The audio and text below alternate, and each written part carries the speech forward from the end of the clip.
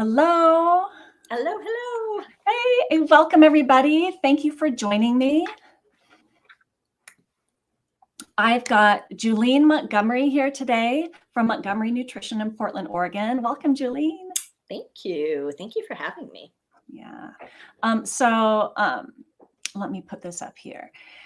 So Julene and I have been friends. We got to be friends, a couple of years ago. And here's the thing, Julene and I do pretty much the same thing. We work in the same field. And I know like in historically, when people worked in the same field, they would be competitors. But Julene and I are actually really good friends because, we collaborate and help each other out. Because so Julene she's the owner of Montgomery Nutrition in Portland, and she's a nutritionist. She has been practicing a holistic nutritionist for over a decade, and she specializes in metabolic health. She works with clients who struggle with blood sugar and stubborn weight through individual coaching and online programs. What's interesting is Julene actually holds an MBA from UCLA, and then she had a career shift like we do, and she became a certified nutrition consultant from Bowman College, and so now she's a board certified holistic nutritionist. So all that to say, I'm really excited to have you on and talk about this because both Julene and I work in metabolic health, which means blood sugar, basically. And I think the reason that Julene and I can be good pals and collaborate without worrying about competing with each other is there's no end to people who need help with their blood sugar. Yeah, huge market. So welcome. Huge issue, right? It's just a huge issue. in the U.S. It's it's really I think a metabolic health epidemic. Yeah, it is. And I love following you on Instagram. Oh, thank you. I don't know if any of you, for those of you who follow Julene already, is Instagram where you're the most active anyways? Yes. Yeah, for sure. Yeah. So. And I'm almost embarrassed to say that so whenever Julene posts one of her, when she posts on Instagram, I learn so much from Julene. You always post the most interesting things. And sometimes I think, oh yeah, totally. And sometimes I find myself going, oh, I totally didn't know that. And I'm looking it up and storing that away. Well, it's funny because I'm I'm such a collector of random facts just to begin with. But in becoming a nutritionist, it's allowed me to collect facts in that area. So it's fun to talk about them. And, it's, Instagram, it's a great platform, but it's also a challenging platform because people want to be entertained, so it's not just about, telling them that they could have prediabetes, but, to try to give them facts and little tidbits that make it interesting and make them want to know more. Right. And so in becoming a nutritionist, I'm really interested because you have an MBA and you were working in that field. What triggered the career change into nutrition for you? Yeah, I think probably the biggest thing was having children. So I have 2 kids who are now teenagers. My son just graduated from high school, but I was working in business for years before having them. But I think there's something about motherhood that makes you reevaluate health. When you have children that come into the world and they're like so pure and untouched and healthy, and you want them to stay that way. And, everything is a first for kids, right? In terms of, eating and their activities and you, as a mother, I think you naturally want it to be the best for your kids. And so I think that kind of got me on that road a little bit more. And then through that process, was really discovering how my own health could improve by looking at my diet. And then it just kind of went from there. I think I actually went on a weekend, kind of a girls' weekend trip with my best friend, excuse me. And she, was talking all about nutrition, and she was like, you need to do this. Like you need to make this your job Mhm. because clearly you're very passionate about it. And so I kind of reevaluated my life at that point and went back to school and became a nutritionist. So Yeah. that's kind of how it all began. And so now you emphasize metabolic health and blood sugar. Is that something that you struggled with? What got you interested in that in the first place? Yeah, so it was really interesting, kind of the how it all came together because I became interested in metabolic health because I mean as a nutritionist um, because it's such a problem Mhm. and it's such an underlying problem. I think to so many disorders and diseases, it affects so many things, right? I mean, from heart disease to hypertension, high blood pressure, diabetes, of course, strokes, everything, is somewhat affected by metabolic health. So from a nutrition standpoint, that was interesting to me um, and felt very accessible and very helpful to people. Mhm. Um, It is and though. I it see what is. you mean because especially, we're in the United States, especially, there's lots of different chronic health issues, but one of the what is it? One of the root causes that seems Yeah, to be the common thread connecting all of them does seem to be blood sugar. yeah, yeah, it really is. And I think addressing blood sugar is it's so straightforward. I don't want to say it's easy, right? Mm, Because I think it's challenging for people on many levels, but it's a straightforward approach that works, right? right. You can really impact people's lives, their health and their lives very quickly. Um, but then, not that long ago, even before, well, it was after I got into metabolic health, as kind of a focus in my business, uh, I went to the doctor and got just kind of standard blood tests, and I was pre-diabetic, and which was shocking to me, You were right? pre-diabetic. Yeah, as a nutritionist, as somebody who I don't eat a lot of sweets, I don't even really eat a lot of carbs, but I do have a history of fibromyalgia, Mhm. and I know that some of the underlying, I don't know if I want to say causes, but certainly factors in fibromyalgia is your nervous system and Mhm. stress management, and kind of just my personal theory. We never really know what causes some of these disorders, particularly with prediabetes. I think there's a lot of debate over what causes it, Mhm. but for me, I think my nervous system was a big contributor, and Right. and we know in terms of blood sugar management that if your stress is up, your body does produce more cortisol, which does Yeah. increase blood sugar, right? And so um, I had it, many years of battling fibromyalgia and sort of nervous system related issues, and I think it caught up with me. Yeah. Um, But I so want to back up. You're very slim.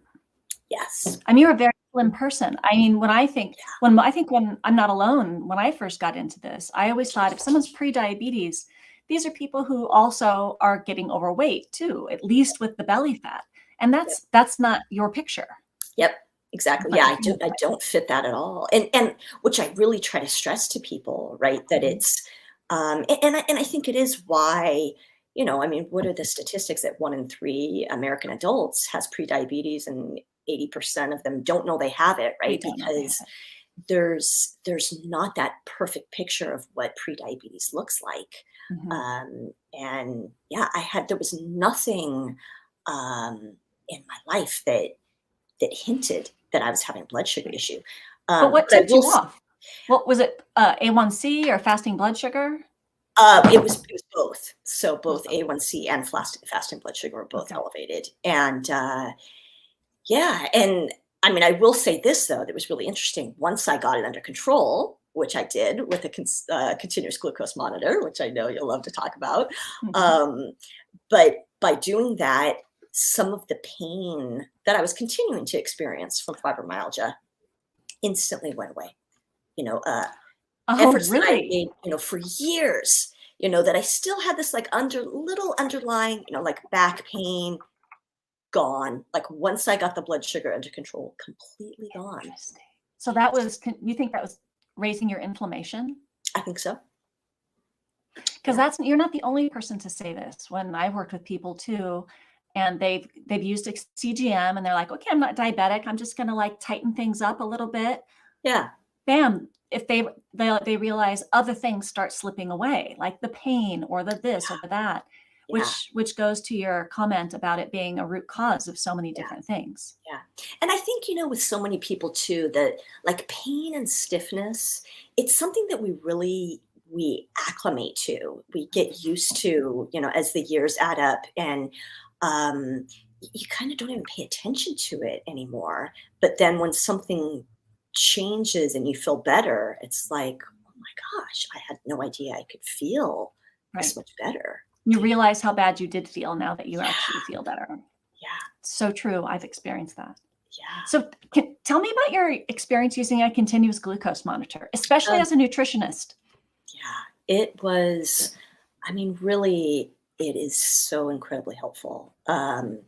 And, I mean, I did it through NutriSense, which is, online. It's, definitely a more expensive way to do it, but I kind of wanted to experience their approach. Mhm. Um, and, I think I went into it with the same thoughts that many people do, that this is something diabetics use. I don't have diabetes. Can I really be using this? And it was so easy. I mean, as you know, Karen, it's so easy to use, and it's so much better than, I mean, even though I'm definitely an advocate of using a glucose monitor, just to periodically check. It's a really inexpensive way to periodically check fasting blood sugar. Mhm. But a CGM, you get those readings after you eat, which the postprandial, as they call them, readings are so difficult. You can't really get those with a glucometer.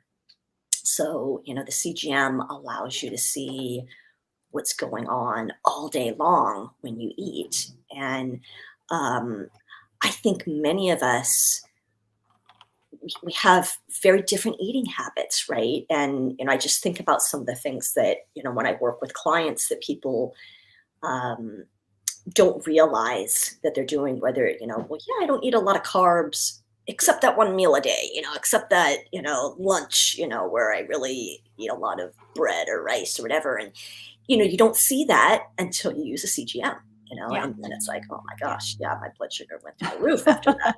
And at night, and it shows you what happens overnight. Yeah, yeah. And and the thing with me, the biggest aha moment for me in using the CGM was that I really liked dried fruit. Mhm. I particularly liked dates. Hmm. And we all think of fruit as being very healthy, and particularly dates, right? I mean, dates have a Right? ton of health benefits. Um, but they were skyrocketing my blood sugar. It's And like mainlining sugar, eating oh yeah, dates and dried fruit. yep. And so that was really enlightening to me, as a nutritionist, that um, even the so-called good carbs Mhm. can be damaging if you have a blood sugar issue, right? If you It's have a blood all sugar about, issue. like if you don't have a blood sugar issue. I mean, my husband ended up using a CGM as well because I wanted to check him out. And We experiment on all our family members. exactly. and, and he doesn't have any problem eating, raisins, and Mhm. he doesn't he doesn't have Yeah. that pre-existing issue. Yeah, I've seen So that too. I've when I have groups, and we all, so you can see a whole smattering of people and what they eat. You'll get people who, like you, and me, really just their blood sugar looks like an EKG. It's just up and down and up and down. And then other people in their, they're kind of eating the same thing and they're less reactive. And it shows you that in bio individuality, for sure. and Yeah. like you say, stress too. But, Yeah. I think I have found it equally as important, for people to actually see, oh my gosh, I have a problem with blood sugar. Like this is a root cause of my problem. And then you can address that and Right. everything else levels out. Because I mean, that's what you're looking for. Yeah. But equally important, I've had people who use it and see, I don't have a blood sugar problem. Yeah. So they know that's because Right. I think it's just as problematic when people are trying to do all the right things and they have an over focus on doing all these things when they don't actually have to. Yeah. Yeah. It helps eliminate what you think could be a problem, then Mhm. it's like, oh, okay, that's not an issue. There may be other Yeah, issues, but blood sugar might not be one of them. yeah, Yeah, yes. it's just such a foundational issue, I think, for so many people. Mm, And and I mean, I think the CGM can even be helpful though, even if blood sugar doesn't rise to alarm levels. I think people can see, people with weight issues can see that blood sugar might rise significantly though, and can be contributing to weight gain, right? So right. um, that could be, a precursor to blood sugar issues down the line, or not, but it Mhm. still can help explain um, excess weight, you It's know. a factor in people maintaining a healthy weight. Yep. Yep. Because do you do weight loss in your practice? I do. Yeah, I do, because it's the same fundamentals, right? I mean, when we consume food, it's getting, converted into glucose, and that has to go somewhere, right? It's either Mhm. going to be used as energy or it's going to be stored as fat. So um, it's those same principles, even though addressing someone with a true blood sugar issue, of course, is going to be different than someone who's just trying to maintain or lose weight. Yeah. So Yeah, that's so true. Um, so you when you first did this, you went through NutriSense, and I think some people listening might not know what this is. So I want to back up a little bit. And if you're wondering, we're talking about continuous glucose monitors, which is different than like a glucose test strip where you poke your finger. It's yeah, those little dots you see on people. You'll wear a monitor and it just monitors 24/7, and you don't have to prick your finger. But there's different ways of obtaining it. So, like Julene and I will support people accessing them and getting them from their pharmacy. But there's a couple companies, and Julene's talking about NutriSense, which is a company who you can get this through and have a membership through, and use a CGM through. But yeah, do you also support people using CGMs in your practice? I do. Yeah, yeah. So I often have clients who, some who are even already using CGMs. But I would say for the most part, clients, as I said earlier, they don't realize that they can use a CGM if they don't have diabetes, Right. and that's the biggest, I think, point in all this, is that the way our mainstream medical system works right now is that it doesn't look to prevent, it looks to treat, right? Hmm. So CGMs are, as it stands right now, they're the response, they're not the prevention. And I think the movement that we see with companies like NutriSense or Levels, is that it's, hey, you can use these to prevent it becoming a bigger issue. Right. Um, and probably lose some weight in the process, which Right. many people want as well. Right. So Right. um, That's it. We're using the same tools that people use to when I say manage diabetes, I mean continue having diabetes. yeah, But right, you can use them to back out, can't you? To back out of type absolutely, 2 diabetes, and yep, certainly to back out of prediabetes or absolutely, prevent it. yep, yep.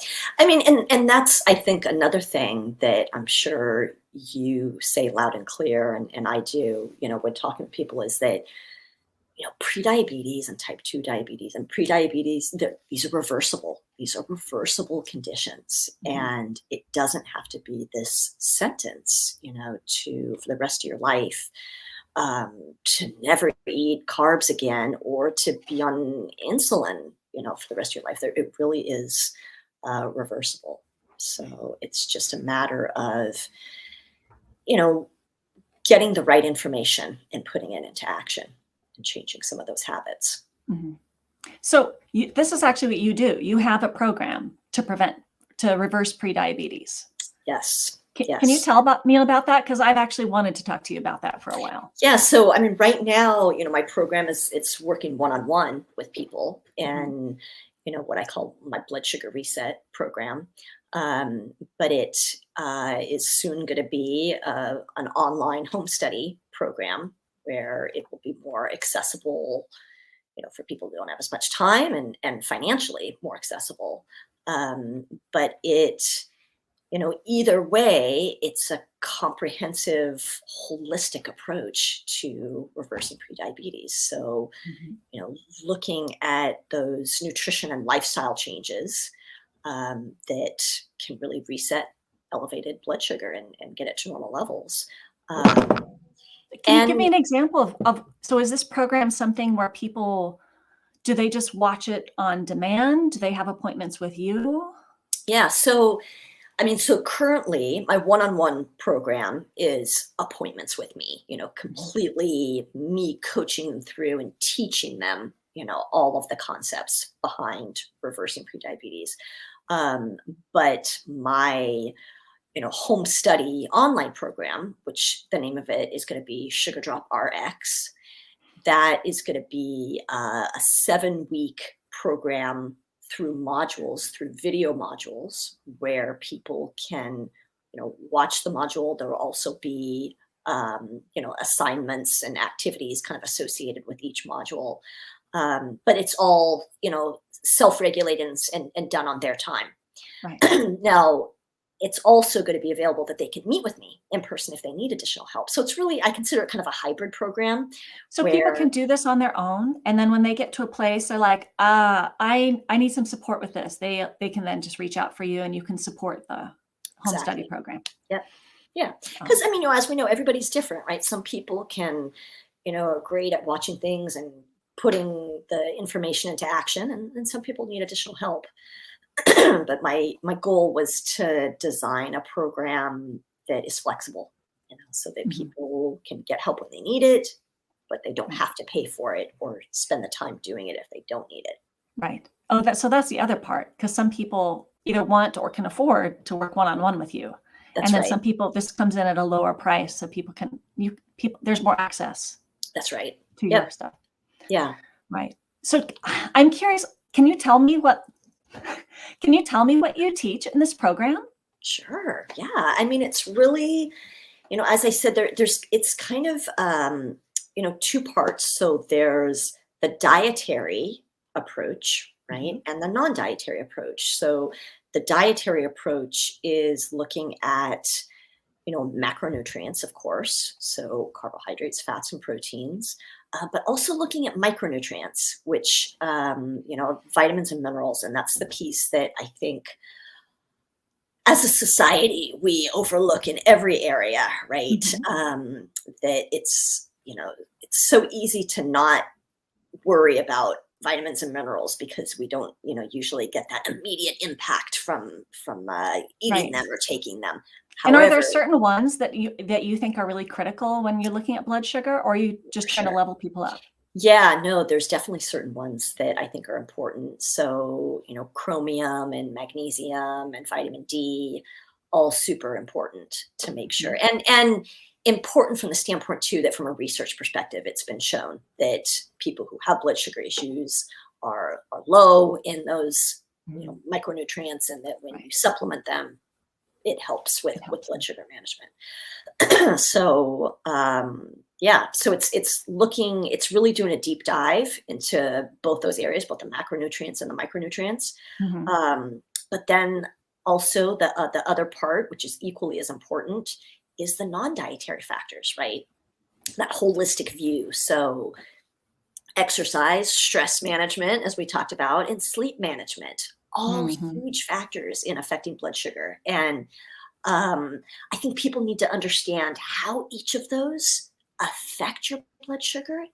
People are blown away when I explain, that stress, when you're stressed in a chronic stress situation, it's causing your body to create cortisol, which causes an increase in blood sugar.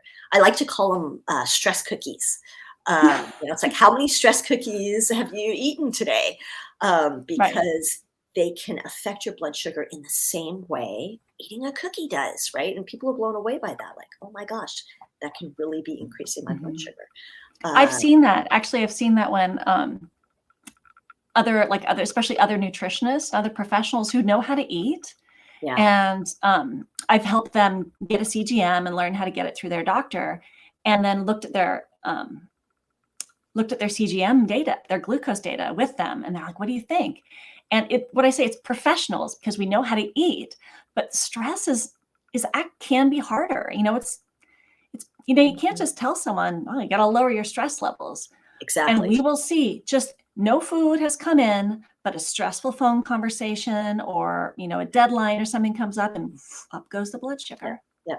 And, with that, I think that's such a good point because I think, stress has been a topic in society for a lot of years now. I mean, I think we know, that Americans in particular are pretty stressed out individuals, and people kind of hate to hear, oh, you just got to lower your stress. It's like, it's really hard. And so, the approach that I like to take is more about what I call stress rejuvenation.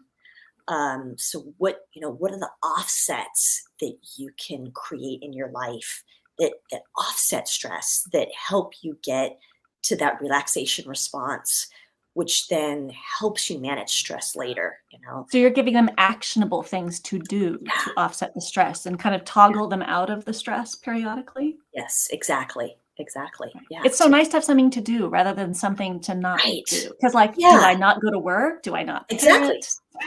And that's what people say, right? They're like, well, I can't quit my job, or I can't, get rid of my horrible boss that's creating all sorts of chronic stress for me. Or there's family situations, right? Or where you live. I mean, there's, we have a lot of stress in our lives, and a lot of those things we can't control. But the things that you can control are adding in, rejuvenation, as I like to call it. And it doesn't have to be meditating. Right? It can be all sorts of different things. I mean, some people love meditation, but some people, like my husband, it just doesn't work for. And hard. They've known I'm a longtime meditator, and it's actually people who have anxiety. Sometimes meditation ramps up their anxiety. Yeah. And the more skillful thing to do is to do something else that's relaxing. So let's not. Yeah, I'm glad you're not touting meditation as the ultimate. That you're. Yeah. That's really interesting. I mean, I had heard recently too, and I didn't know this, that meditation can also be really tough for depression. People experiencing depression, which I never realized that I guess sitting and focusing can over focusing. Yeah. So it's good to know. Yeah, there are so many. I mean, I think with the meditation movement, it's been great that there's so many other activities that are coming to the forefront too, that, are it's not meditation, but it's, other approaches, whether it be Tai Chi or walking meditation, things that are slightly different that you kind of have to experiment, to figure out what works for you. And it needs to be enjoyable, as I tell people. It needs to be enjoyable. Lots of different entry points to that. Yeah. And it's funny, the one thing that comes up a lot with my clients is people think of exercise as being stress management. And exercise is fantastic. Like I love, it is a key part, I think, of those non-dietary factors that affect blood sugar. But exercise is stress, to the body. It's meant to be kind of a minor stress that you then overcome and, makes you stronger. But it's not rejuvenating to the nervous system, I think, in the same way some of these other activities can be. Because do you this is what I run into, especially people who've been on a long, this isn't their first rodeo with weight loss. Yeah. Women my age have been trying, and, I was always, I come from the 80s. I came of age in the 80s where it was all about no fat and burning off those calories and hours of cardio. And so I still see women depriving themselves, somewhat men, but mostly women, and lots of cardio and not budging their weight. Yeah. And so do you find, we've talked about how stress shows up on a CGM. Yeah. I'm wondering, that all that excess exercise and excess cardio is actually raising their stress and raising their cortisol levels. Yeah. Yeah, which, is a hard thing to, I think can be difficult to explain to people with a CGM, right? Because exercise will cause a temporary increase in blood Mhm, sugar that ultimately will be helpful in the long term. mhm. Um, but it's also, there's this whole separate component of bringing your nervous system down that's different from exercise.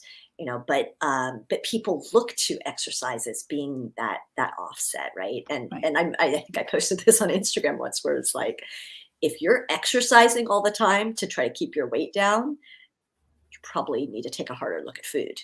Like, if you're looking to Right. exercise as being that offset that keeps you, at the weight that you want to be at, um, probably need to take a harder look at your diet, Mhm. because it should And nervous system regulation, like you've been saying. nervous system regulation for sure.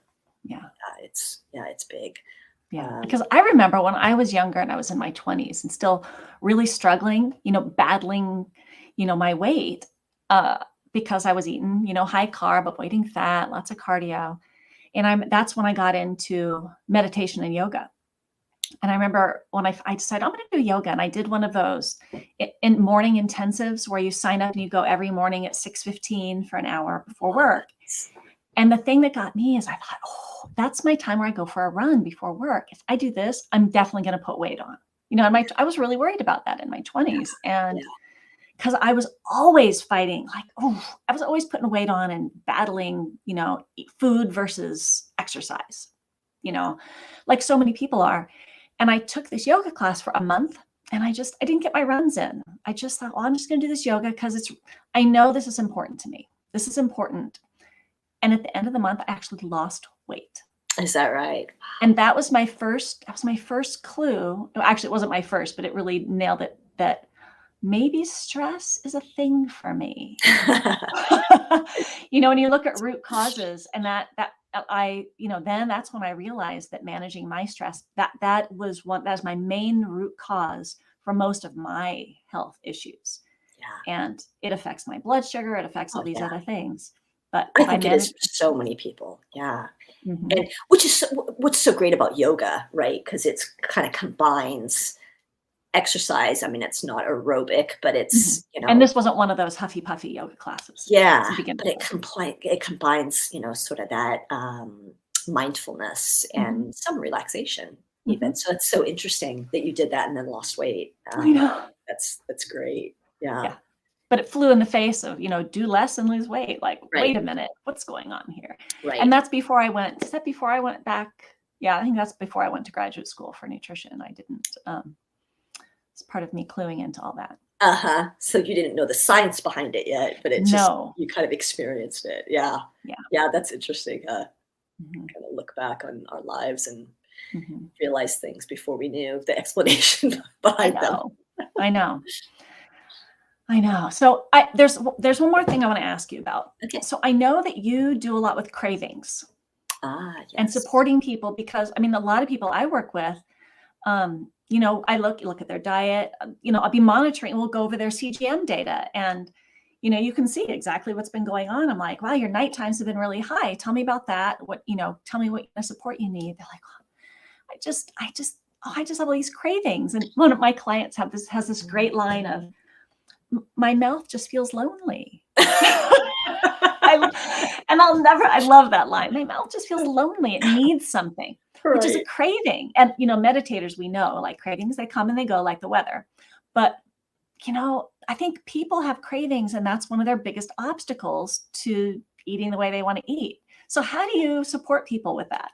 Yeah, yeah, really good question. Yeah, so I have sort of a program within a program. So it's sort of a mini program that I include, in my program and working with people. And it stemmed from my interest and fascination, which I know you have as well, around habits. Mhm, Because the work that we do, right, there's the information that people need, but then putting that information into action is often about altering habits and creating new habits or breaking bad habits. Um, And sort of with that, so I sort of already had that interest and that approach in working with clients.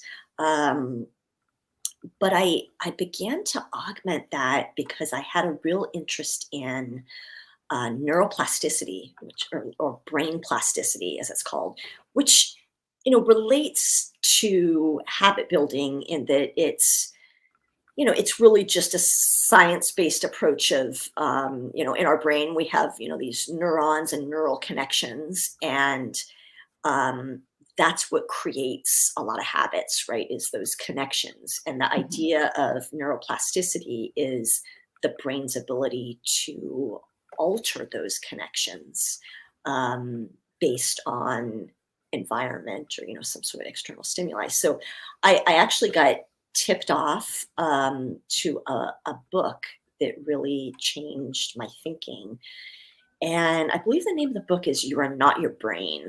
I think it's by Jeffrey Schwartz, and it's a psychology book around neuroplasticity. And so I really applied the principles of that to cravings. And it's an approach that it's mindfulness, but it's also about progressively making changes to your habits that is a neuroplastic approach, right? So it begins to change those connections in your brain. And so cravings in many ways are a learned habit, right? Mhm. We eat something because it looks or smells good, and it creates this connection in our brain. And we want to keep getting that connection, right? We want to keep getting that feeling from the connection. And so that encourages us to eat it again and again and again, and that's where it gets difficult, to change. But the approach that I take is, from a mindfulness standpoint, is first understanding, okay, what is this craving that I have? Mhm. Okay, so it's pizza. How much pizza? What's how much pizza is required to satisfy the craving? Okay, it's 2 slices of pizza, and I eat that every day. And so it's like, okay, well then how can we create a plan around um, creating an alternate option for pizza that's almost as good as pizza, that's still satisfying, and that starts to move the needle on creating those new neural connections and creating new habits around what you eat to satisfy that craving. Huh. So So these are really, it's a system. It's a really specific system about it gradually is. backing things out Yeah, rather than going cold turkey. exactly. Kind Exactly. of Because most sneaks up people on your just can't nervous do it. system. Yeah, yeah, exactly. It's, people resist going cold turkey, right? It's very difficult for our brains to do that, Mhm. when we have these connections, when we know we're going to get this wonderful feel good, boost from eating a piece of pizza or a piece of chocolate cake or whatever it is. It's very difficult, and most people feel deprived if you try to cut that. Um, by doing it progressively in a way that your brain accepts, and just little changes, and before you know it, you've made a habit change. So much more pleasant for people. It's so much more pleasant. Yeah, I could You know, imagine. I think I would feel really held in that. Often I think when people sign up to work with a nutritionist, automatically we're thinking, oh, I'm not going to be able to eat anything. And I think that's an obstacle to actually going and getting support. for Because let's sure. face it, we're not going to give them a massage. We're not going to give them a Right. pill that makes them feel better. We might give them a few supplements to kind of bump them up until their diet comes on board. But really, we're just going to be asking them to do the things while we sit there comfortably in our house with our dog in the background. And, That's right. um, you know, uh, but it's nice to know that like working with you it's gradual. You have a system to Yeah. build these skills in. It's a holistic approach of not just the food, but also tending to other things that might affect their cravings. Yeah. I think Yeah, and that's it's a real learning process, I think, for the public, right? And I hope that many people have gotten there based on the last 20 or 30 years of the fad diets and the real quick, you know there's still people that think you have to have that deprivation and that quick change to make an impact. And you can, right? Yeah. You can have an impact by, doing a quick weight loss plan that, has you losing, 5 pounds in 2 weeks or whatever it is. Right. But it's not sustainable. It's all about the sustainability, right? And so I think people they have to be willing to trust us and to know that a progressive approach is going to be more sustainable, than Right. than the quick, Yeah. And I think people are starting to learn that, Mhm. but it is a mindset shift. I think Yeah. that has to occur and that is occurring, Yeah. but that um, is still it's still out there, right? That people Mhm. still want the Yeah. the And I quick. find a more mature client is, when Yeah, they've been through it, they've done it, and they're finally like, you know what? I just want to be healthy. I want a healthy weight, but I've gained and lost so many times. I'm sick of this. I only want to do something that I can maintain.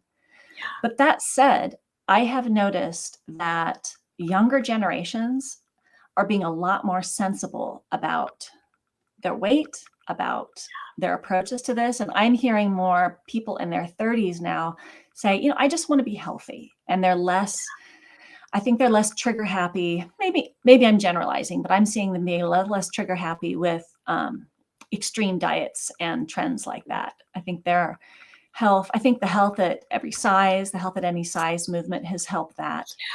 yeah, And I appreciate that because it's like what it sounds like to you from you is your primary focus sounds like health, yeah, and weight is a side effect of the metabolic health improvements that you're yeah, supporting people with. Is that yeah. true? Yeah, absolutely. And it's really interesting too to bring that up because I do get clients. I get a lot of clients that they start with me. They seek me out because of weight. Hmm. But as we get into the program, I have had clients that they're feeling so much better that they actually begin to de-emphasize the number on the scale. And I love seeing that. Not that it matters to me either way, right? Because I don't have an agenda when I work with people, but it's nice to see people accept themselves based on how they're feeling more than how they're looking.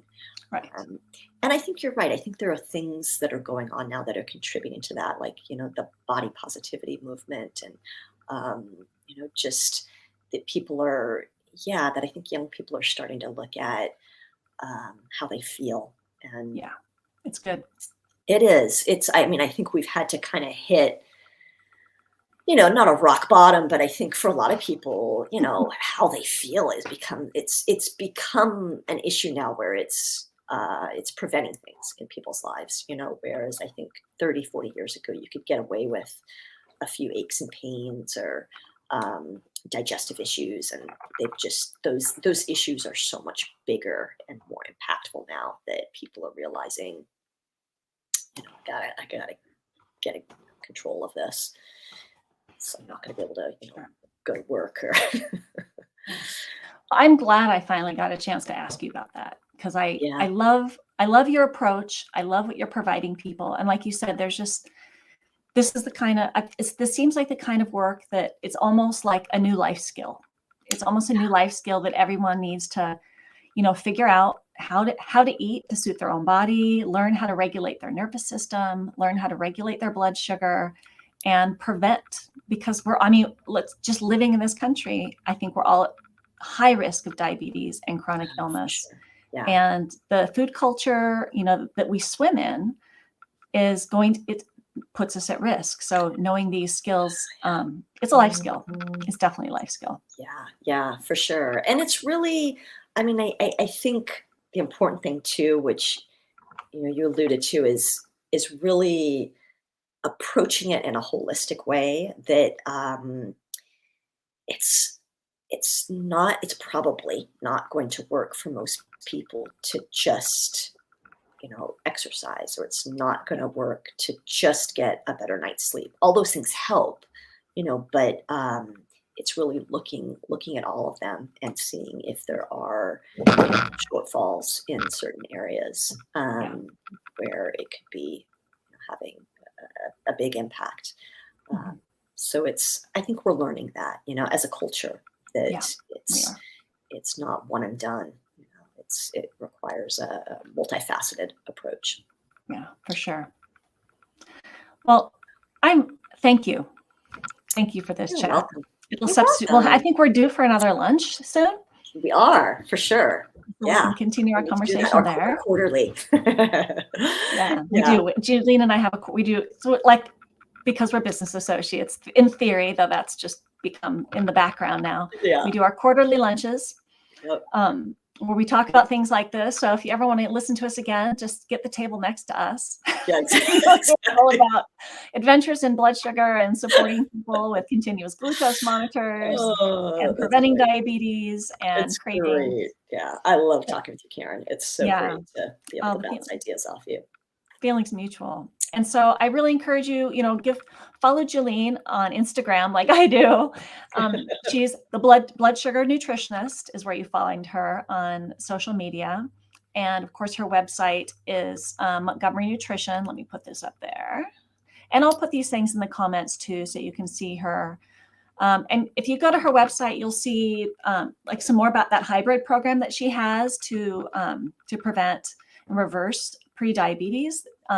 She'll have a waiting list there that I encourage you to get on that waiting list for that program, because it will give you lots of information in advance. So you don't miss when she gets that program around for you to take next. So thanks a lot, Julene. Yeah, thank you for having me, Karen. This has been great. Yeah. All right. Have a good day. Okay, thanks, you too. Talk to you soon. Bye. Bye-bye.